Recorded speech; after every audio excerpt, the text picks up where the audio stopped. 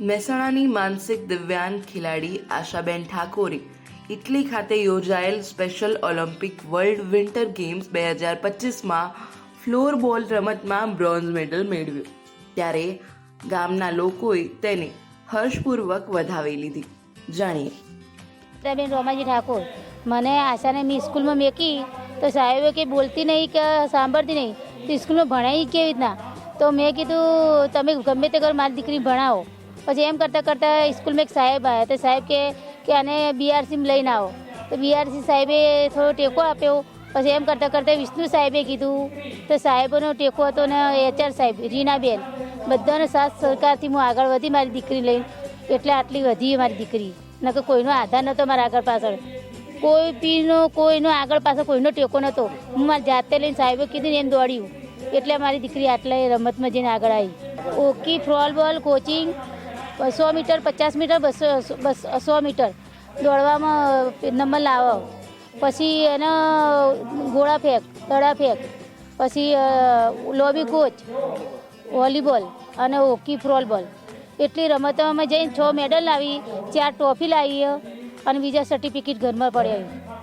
એ બધા મહેસાણા, પછી હરદ્વાર, હિમાચલ પ્રદેશ, પછી પંજાબ, એ બધેથી મેડલો જીતીને હવે આટલે વધી ઇટલી જઈને આટલી આગળ આવી ગઈ છે.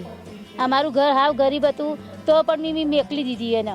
બધા કે દીકરીને ના મેકલે, પણ મેં મેકલી કે દીકરીને મેકલે આવું થાય ને તને દુનિયા વસ્તુ આવું કે અમે ભલે કહેતી મારી દીકરી, પણ મેં મેકલી સાહેબ.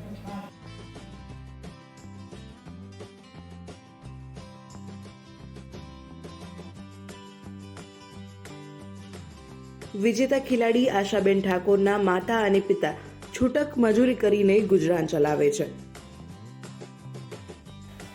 ઠાકોર આશાબેન રામાજી બોલ ફોટો મારી ઢીંટિયા બેડલ કોઈ નહીં. આશાબેનની ઉંમર 5 વર્ષની થતાં અભ્યાસ અર્થે પોતાના ગામની પ્રાથમિક શાળામાં એડમિશન અપાવ્યું, પરંતુ થોડા સમય બાદ શિક્ષકો દ્વારા જાણવા મળ્યું કે આશાબેનનો માનસિક વિકાસ બીજા બાળકો કરતાં ઓછો છે. ત્યારબાદ ખોડિયાર એજ્યુકેશન ટ્રસ્ટ મહેસાણાની મદદથી દીકરીને માનસિક દિવ્યાંગતા અંગેનું મેડિકલ સર્ટિફિકેટ કઢાવવામાં આવ્યું અને આશાબેનને શરૂઆતથી જ રમતગમત ક્ષેત્રે વધારે ઉત્સુકતા હોવાનું જણાયું, જેના અનુરૂપ રમતોમાં ભાગ લેવામાં આવ્યો. આમ ઠાકોર આશાની રમતોની શરૂઆત થઈ.